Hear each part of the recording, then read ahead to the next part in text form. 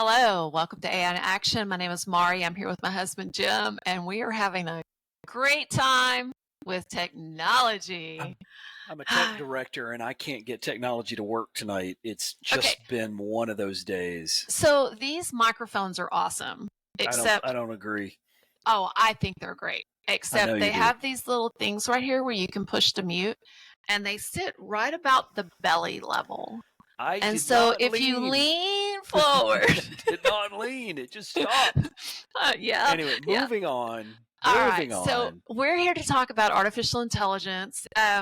We had a lot of fun the other day. I think it was Monday. We were at Hutto ISD and we got to train their leadership team, which that was a lot of fun. So we've really been talking about it. But when we were in, since we were out toward Liberty Hill anyway, we went by and we had dinner with our daughter and her husband, and our youngest son was there too.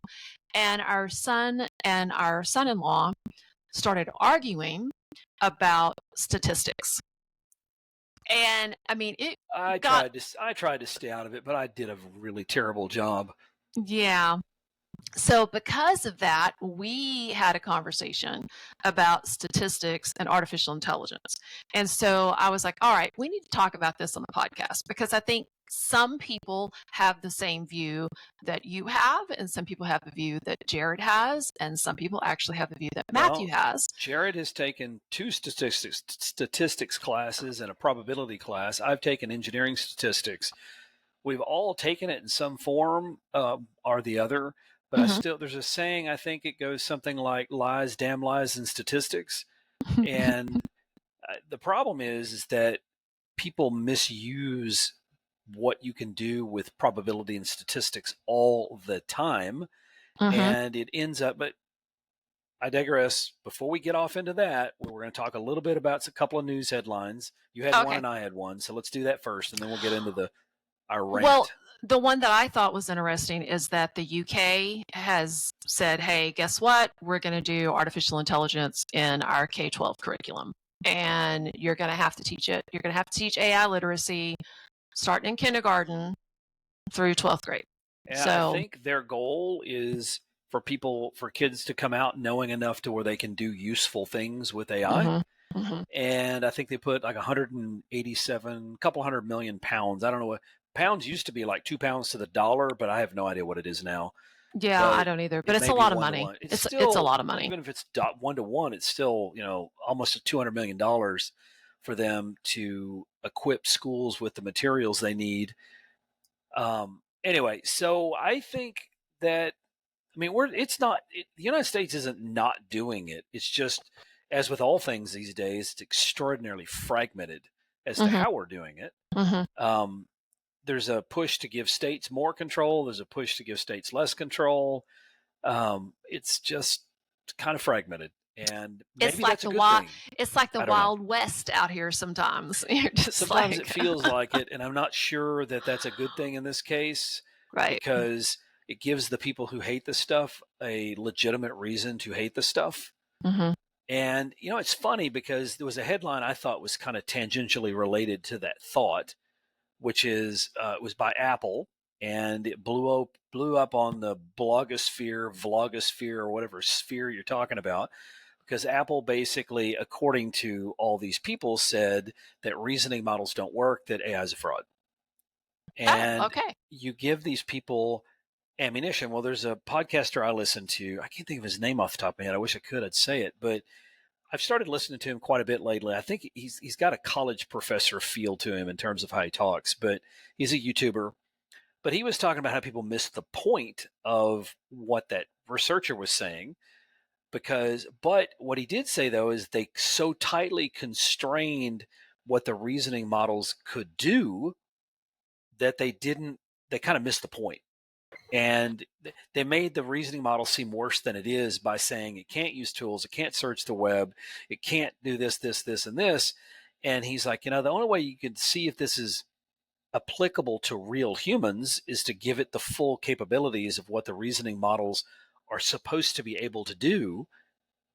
But it seems like that Apple keeps coming out with these things about how bad AI is. And guess which company is behind?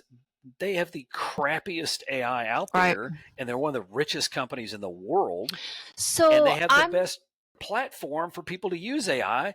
And they just fired a whole bunch of people that were supposed to be making Siri is terrible. So I'm sitting here thinking, is this the same story on repeat almost? Because wasn't there another really high profile company that said, hey, we need to stop everything there is to do with artificial intelligence. Oh, and by the way, while everyone else has stopped doing it, I'm going to go ahead and I'm going to build my own AI. Yeah, we're not going to talk about Elon right now, but yeah. Okay. But I mean, I'm sitting here kind of thinking, maybe this is like almost like an Apple move to say, oh, hold on, this is horrible. But guess what? In the background, we're trying to catch up. Well, guess what? You know what the difference is? Elon did it early enough that it mattered. Mm-hmm. And Apple is so far behind now. I don't care what Apple does now. The people that already have it out there, it's not like Google's going to rip it out of the Google workspace. It's not like Microsoft's going to rip out Copilot. It's not like NVIDIA's going to go, nope, we don't need to make chips anymore. So Apple's a little late to that party too, which seems to be the story of their life these days. We wondered what was going to happen when Steve Jobs couldn't come back and save them again, because they don't seem to have the ability to execute anymore. They're too busy trying to preserve what they have, and which is the churn, yeah, buy and then produce and then produce and then I bought their last phone, and a lot of people were saying their last phone wasn't great. It was not an improvement. Guess what? It wasn't. It wasn't at all. It's like, we paid a lot of money for it. I need a brand new iPhone. I think there's memes out there all over the place. Oh, I need a brand new iPhone. Why'd you have to get a new one? Oh, because the charger is different. Yeah, I but know. Your old one charged just fine. Apple's credibility is shot when it comes to this stuff, I think. Yeah. Anyway, so how does that play into what we were talking about? Well, we're talking about statistics. It's misconceptions. Mm-hmm. People not necessarily understanding all of it. So let's talk about that for a minute. Statistics. My personal belief in education is they need to knock out that. We take too much calculus. I mean, as an engineering student, I had one statistics class, and I think I had 5 calculus classes. And I think we need to start teaching statistics younger, because there's so much in the world that's misunderstood because people don't understand statistics. Right. And I like that first little headline thing, first little example. Numbers aren't the truth. They're the best guess. Yeah, and guess what? The example headline we got here is 50% longer life if you drink coffee. 15%. I'm sorry, 15% longer life. The problem is that there's nothing behind that. If someone says that and you don't go, okay, 15% longer. Well, not only that, but 15% longer than what? I live to be 78 normally, and now I live to be 78.5 or 79. I mean, does it really even matter in terms of the whole big picture? Does that matter? Well, and the thing is that, as I understand it, those are called point estimates, and it's a number in a range of numbers. But if you don't know where that comes from, then you kind of don't really understand the true value of that number. Right. Well, it's like in education when you look at statistics, like educational headlines specifically. Mm-hmm. Oh, 80% of the kids did this, and you're like, okay, as compared to what? 80% passed. Was that because they barely got one over? How's it going to look next time they take this test or whatever? Yeah, and it's 80% of students are proficient. Right. Without understanding what proficient means. Like if you said that number to a teacher or to an administrator, they'd probably go, okay, I know what that means. Yeah. If you said it to a parent, they go proficient in what? Right. But it could be misleading, because you can say 80% of students are proficient, but you don't say they're proficient in finding the bathroom. And I mean, there's just no context with it, which is kind of, when you talk about AI, you talk about context a lot. But it's the ability to understand the error, the confidence, where did this number come from, all that other stuff. That uncertainty is what you never know. And that's what Matthew's complaint is. He's like, you know what? They lie. You throw out this number, and it's not that the numbers aren't a lie. It's that they don't give you enough information to know. And Matthew's statement was they're not going to give you enough. They're not ever going to give you the full data set. Well, right. I don't completely agree with that. I think that there are places where you can go to get these data sets, but his other point was who's ever going to have time right. to go actually look at that data? Well, guess what? I use AI to help me ingest studies and then pick apart the studies to try to understand what's in them better. Because a lot of times they're kind of hard to understand at face value. Absolutely. So, anyway. I mean, I took a class on, educational statistics. And one of the things I had to do in the class is I had to prove and disprove and find the studies that needed to be thrown out versus the studies that I could keep based on the number of people that were included in the study. So there's a lot of stuff that you can learn about studies simply by looking at how many people are included. Yeah, you're starting to kind of trend on the term selection bias. Right. And our statistical framing also. Yes. So let's talk about statistical framing for a second. You have a thing that's called like a relative risk versus an absolute risk. Yeah, okay. You see that it's not really risk, but you see that a lot when it comes to lottery numbers. If you buy one ticket, your odds are 1 in 87 million. If you buy two tickets, your odds are, and they talk about it like you've just made this huge jump. But even if you said every time I bought one, it cut it in half, you'd still have a 1 in 40 million chance of winning it, even though it doesn't cut it in half, as I understand it, each time. Right. But the relative risk versus absolute risk determines what it really means to you. Okay. Like doubles your risk of a 1 in a million. It's not really make that much difference in your life.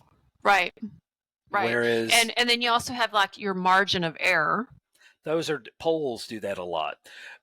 They're ahead by 3%, but then they show in the little down at the bottom that there's like an interval, a confidence interval of we've got 10%. Error in this poll. No, a lot of times we've got error in this poll to go from 48% to 52%, and they say you're at 51%, but we've got a 3 to 5% margin of error. So in reality, you don't have enough distance between the two candidates to say anything because they're both within that confidence interval, that margin of error. Right. I hate it when that happens because I honestly think that when it comes to like the media that are reporting on elections, that they should not be allowed to start reporting who they think is going to win a county until the polls are 100% closed and nobody is left in line. Because if I am standing in a line to vote in an election and all of a sudden I see on a national news story that such and such is projected to win, and I don't hear that they only have like 1% reporting or whatever it is that they're saying, they do then that I'm going to. You'll see it will say 1%. 10% is reporting, 50% is reporting. Oh, we're going to call this for this person. And I'm standing in line. I'm going, well, hell, it's raining. I'm going to turn around and go home. I'm not going to stand here, Or you're in traffic trying to get there before the polls close. To get there. And you're like, well, there's an 85% certainty that such and such is going to win. I'm not going to, I'm not going to go vote. So I really wish they'd change some of those guidelines about when they can and cannot report. I don't think we should have the night of election reporting. Not the live reporting like you do. Right. I agree with you. Right. They should be able to report all they want to once the polls have closed. Because once the polls are closed, I don't think they're even allowed to maybe they are allowed. If you're in line already, maybe they have to let you in. I don't know how that works.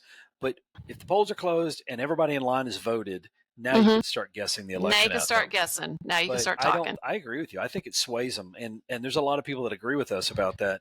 Mm-hmm. And when we bring this back around to AI, you start talking about what people are going to do.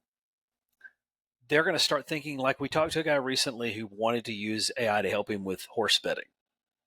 Amazing idea. I was like, well, maybe I need to go to Ruidoso. Well, yes and no, because now you're saying that the large language models are good at doing that. And I'm not sure, it made me start thinking about it. And I still don't have a final answer in my head about this, because I was thinking about a movie, Interstellar. Mm-hmm. And in the movie, there was a robot that was helping him with something, and he was setting its humor level. Humor at Yes. 50%, humor at 75. And when the humor level was higher, I think it said like self-destruct countdown starting or something. And he goes, okay, lower your humor down to 65%. You don't really know what that means. And then the robot made a smart aleck humor thing again. He goes, would you like to go for 50%? And so he was adjusting the humor until the robot stopped misbehaving. So I started thinking, can an AI tell you the confidence in its answer? Because I used to do this in sci-fi movies all the time. I can tell you with an 80% probability that this answer I'm giving you is probably correct, or 20% that I have no idea what I'm talking about. It literally can't say that. AI cannot tell you how confident it is, because what does it do? How does an AI work?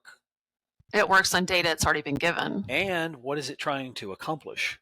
The only thing it's trying to accomplish. The task that you gave it. No.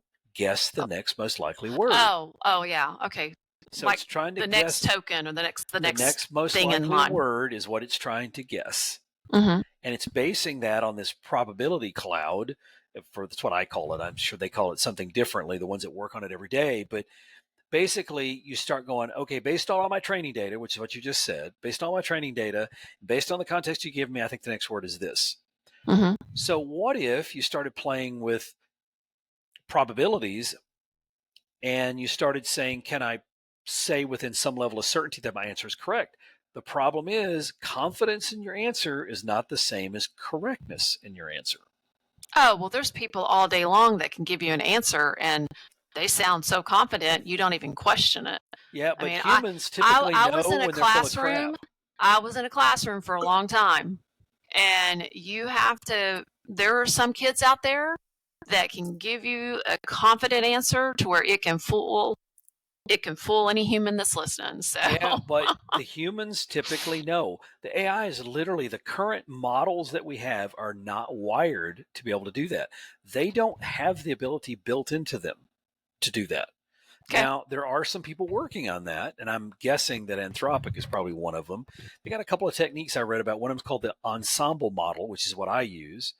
Mm-hmm. The Monte Carlo dropout model or technique, I don't understand that one, so I certainly don't use it. What's the ensemble model? You and I use it all the time. All right. I ask a question of an AI. Mm-hmm. I take its answer and its question, and I give it to another AI and say, do you agree with this? We just did it. And literally 15 minutes ago. And then I take another one, and maybe I've got 3 different ones. You and I do that. We have Gemini, mm-hmm. we have ChatGPT, and we have Claude. Mm-hmm. And we'll take those 3 and we'll play with the answers.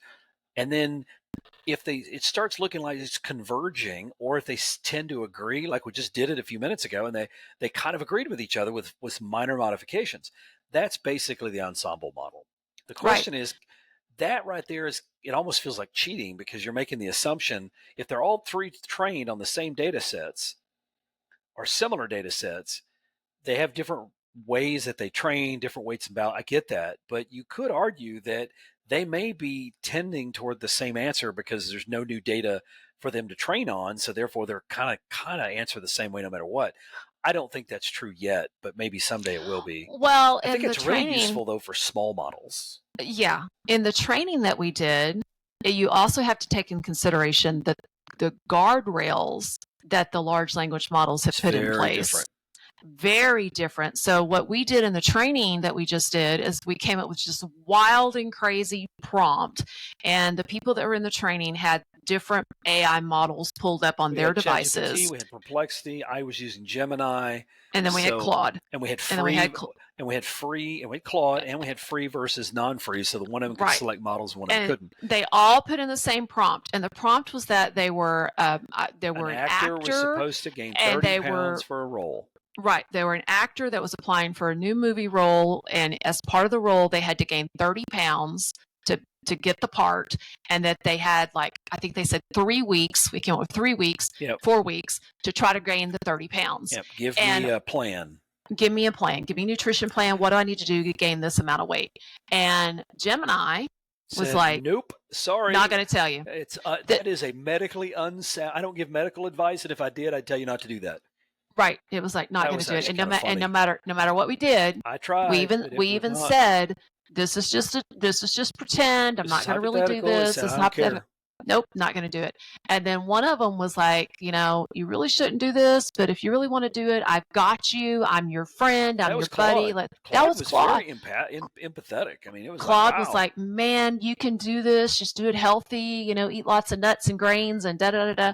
And then OpenAI or ChatGPT was very straightforward about it. And you probably shouldn't do it. We're going off in the weeds. I just thought it was interesting that we did the same thing. The ensemble model with the same question. Yes. With the same question. That you and I have been doing it for a while. The other one that was mentioned as a potential way for them to start working on this problem, where I want it to give me its confidence, they call it the Monte Carlo dropout method. And basically they say you ask a question and you turn off a different section of the neural net each time you generate the answer. And it's like you're trying to find out, it's almost like trying to find out which part of the neural net is going to answer what way, in a way of then trying to decide, how much do you know, or how much do you lie to me? I really don't know how that accomplishes anything.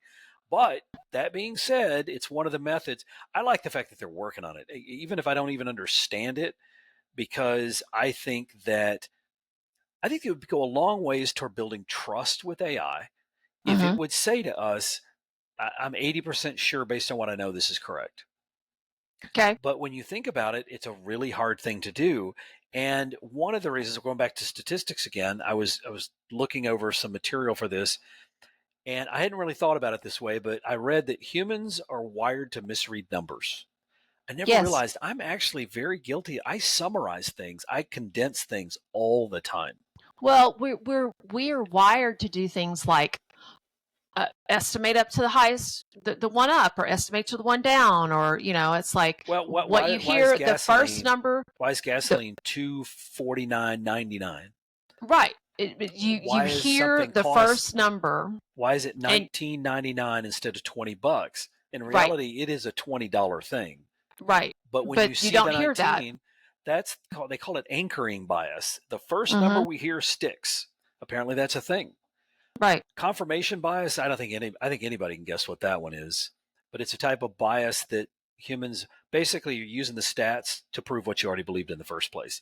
I think we have a guy that's running our Center for Disease Control now that's very guilty of confirmation bias, because he firmly believes something already, and now he's trying to get rid of anyone who disagrees. Or he's just trying to prove that what he thinks is right. He's trying to get the more people he can convince that he's right, the better he feels, and he's having a hard time with that. Well, and that's what the AI naysayers are doing too. That the ones that think AI is out to, any slip up, anything that comes out that like reaffirms what they already their belief, yes, they're going to shout that from the rooftop. So, and it's not just the AI; it's with everything. It's just it's with everything. So. Yeah, I think that's human nature. It's human nature to do the whole "I told you so." Well, and again, with nowadays, there's so much news out there, and everybody you and I've seen this before, and this is not. It's sort of a form of maybe of confirmation bias, but really it's not. It's people wanting to get attention. So let's take an example I used to give the kids: Taylor Swift. Taylor Swift started out and nobody knew who she was. As her popularity grew, people still loved her, everything positive. Once she got to a certain point, then you had the anti-Taylor Swifts that had to come out because they wanted attention. And if you're agreeing with the crowd, you're not getting attention. Right. But if you go against the crowd, now you're getting attention. It may be negative, but you're still getting attention. So basically you have these people that come out and they're the Taylor Swift haters. They don't probably even care what they care about. They just want to get heard. Getting eyeballs on their web, their blogs, or video. They want to get attention. Their 15 minutes of fame, or whatever you want to call it.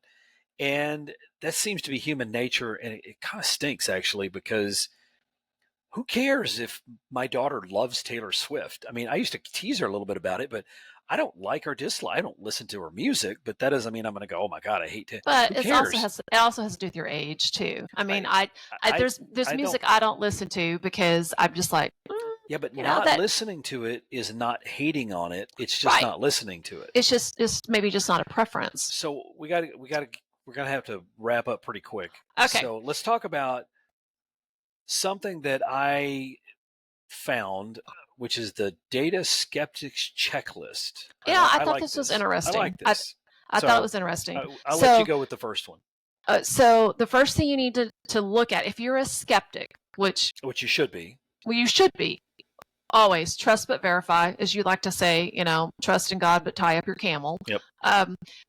Who collected the data and why? Yeah, because if a corporation did it, like there's a whole bunch of data been collected out there about his cigarette smoking's not bad for you, or about how burning fossil fuels has nothing to do with the climate getting warmer. Well, guess who collected the climate data that said that? It was the oil companies. There's a bit of a bias in that data, and that's why you need to know who they collected and why. The sample size thing, this one's a big one, and I'm going to take this one because I've seen it. Whenever I was a kid, my grandmother had Alzheimer's, and it caused, Alzheimer's is horrible, and it caused a degradation in my grandmother's mental ability. Well, I started getting real interested. Of course, back then, this is before the World Wide Web, so I couldn't just look everything up. So I started doing research on Alzheimer's, and I found this study that said if you drink sodas out of an aluminum can, you're more likely to get Alzheimer's. And I'm like, well, hell, my grandmother, she drank a soda out of an aluminum can. This must be Well, not just that, but they had those aluminum glasses they would actually pour their sodas into. And my grandmother had one of those. So I'm thinking, okay, this must be it. Well, then I found out later that sample size was 12. It was a doctor who made a comment in a paper. He wasn't trying to do anything wrong. He just made a comment that he had a lot of patients. 12 of them. This thing it was a global thing. It stuck forever. And me here in Llano, without the World Wide Web, even I heard about it. Oh, wow. And so you're sitting there going, that's amazing. It's probably still sticking around out there somewhere. Okay, so I worked in a nursing home when I was in high school, and we had probably 100 people in the nursing home. And I could probably say with confidence that you have less stomach issues as an elderly person if you drink Dr. Pepper versus drinking Coca-Cola. Yeah. And so, I guess I should have put a survey out there or something, because I had more people in my sample size than he had in his. Because I think Dr. Pepper's made from prune juice. It probably was back then. I don't know if it still is. I think it still is. Okay, what's the next one? What's baseline risk? The baseline risk or start? No, stat. So, baseline risk or stat. Baseline risk, I'm not sure what that means, honestly. It's been a long time since I took statistics. I'm assuming that you're assessing the risk of one thing versus another. That sounds like probabilities to me. Well, it's also where you start. Your baseline is like, okay, this is my line that my data is going to be, and I'm going to be looking at everything that is above the baseline. That's my belief. I'm not 100% sure. If you want to jump on your computer and Google it real quick, because we don't want to give anyone misinformation. Baseline risk refers to the existing risk level of a given situation, group, or population before any change is implemented. So it's basically like you said, it's your baseline. It's where you start. It's where you start. That's correct. Okay. So the other thing is your margin of error. Yeah, we were just talking about that a little bit. Yeah. Your confidence is it shown? intervals, do they tell you what their margin of error? Because the error rate could be massive, which means the data is pretty much useless. All right, last two. And what do I tell the kids all the time? Correlation is not the same as causation.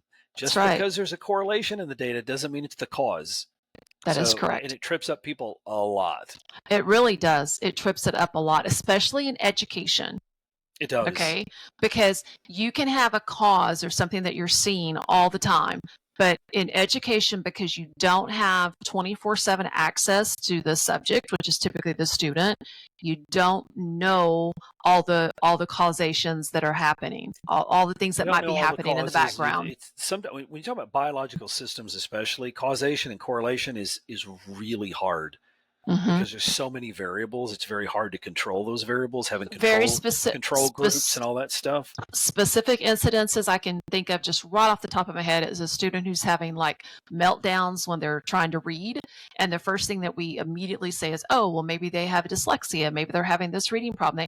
And some of the things we don't necessarily think about looking at first is vision issues. And so there's so many things that could be causing that you just really have to not the same as correlation. Yes. Keep an open mind.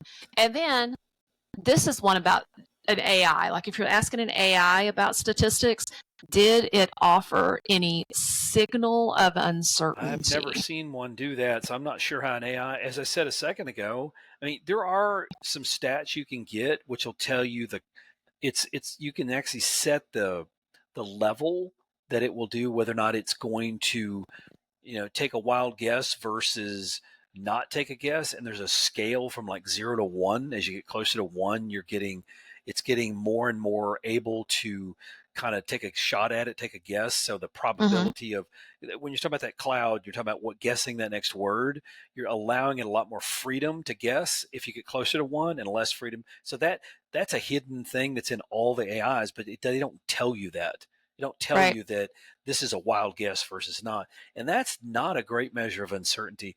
We're going to run out of time. And before we do, I wanted to, there's kind of a few things that I wanted to make sure. I don't want to come across as an AI hater. I think that the fact that people are working on this problem using ensemble methods and Monte Carlo, and hopefully they're even talking about using Bayesian neural nets, which basically is a way, I know nobody knows what that means, but it's basically a mechanism to bound uncertainty and to keep that uncertainty in the AI, basically build it in at the root level, because right now there is no way for it to really know, because it doesn't know where it came from. It just knows I'm here and you want me to go to the next thing. So I'm going to go to the next thing based on what I know, but it doesn't keep that information. I'm not explaining it very well, but there's a thing called Bayesian neural nets that they're working on, but the point is they're working on this problem. How do I give people more confidence? And the reason I wanted to say that was, I think we talk about this all the time. Your book, what is your book called? Teachers Have Bigger Fish to Fry. And what do you say in that book about teachers are already on major overload? Oh. And up to their ass in alligators. When you have these people throwing out this uncertainty about AI, it makes them less willing to try it. They're sitting there going, yeah, I could try it, but I'm hearing these people out there saying that it's hallucinating. Going to give me misinformation. I don't have the cognitive load left to try to figure that out. Right. And that's why you and I talk about use it in class. That way you can, with the kids, can explore what it knows and what it doesn't know. But I think that it's not a weakness, overload, okay? The uncertainty, and this is something that's in our notes. It can be. Uncertainty is not a weakness, because if I'm uncertain about something, I'm going to go try to find out what it is that's going to make me certain about it. And therefore, I'm going to learn something, right? You learn something. If you already know how to do it and you do it, you haven't learned anything. Haven't learned anything. If you don't know how to do it and you learn how to do it, you've learned a lot. Right. Okay. The latest thing that they're doing to try to, I'm kind of concerned about it, is I don't know what it is. Something just happened, like state or federal level or something, where they're telling OpenAI that, hey, even the deleted, you have to keep it all. A court judge, because I think it's related to them getting sued for their training material. So they're basically saying, I want you to keep everything, which sounds like a fishing expedition to me, which I thought they couldn't do, but I want you to keep everything that's even ones that have been deleted that people have asked and the answer they've got. And what they're going to then do is do a fishing expedition to see if they can compile examples of it spitting out answers that exactly match the training material that they're claiming they plagiarized. That was like copywritten or something. Yes. Yeah. And so it is a fishing expedition. I agree. But now you also have teachers now that are going, oh no, what if I said a student's name? What if I actually typed this in? What if I? And so now all these teachers are going to be going, I'm not going to use it. I can't use That's it what we're because worried now about. it could be held against me. Now, what if and I'm like, Because teachers have bigger fish to fry. Yes, they do. Okay. And it's a great book, and it'll be coming out hopefully within about 4 to 6 weeks, and I'm excited about I'm it. hoping what everybody got out of this was learn a little bit more about statistics, because, and if someone quotes a statistic, take the time to look at it. If it's important to you, 15% live longer if I drink coffee. 15%, you look at that and you think that's funny. You go, yeah, because you're going to drink coffee anyway. Yeah, exactly. But if it's something really important, like margin of error, or like whether or not you're likely to get autism from getting a vaccination, or whether or not, living in a certain area of the country is going to cause something or not cause something, like, if you don't believe brain it, go live in tumors or Cancer whatever. Alley. Go live in Cancer Alley down in Southeast Texas. Exactly.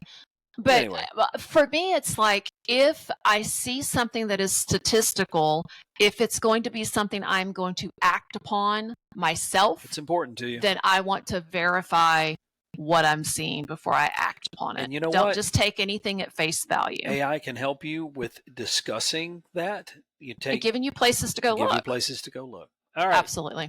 My name is Maurie. I'm here with my husband, Jim, and this is AI in Action. And we hope that you guys have a marvelous rest of the week.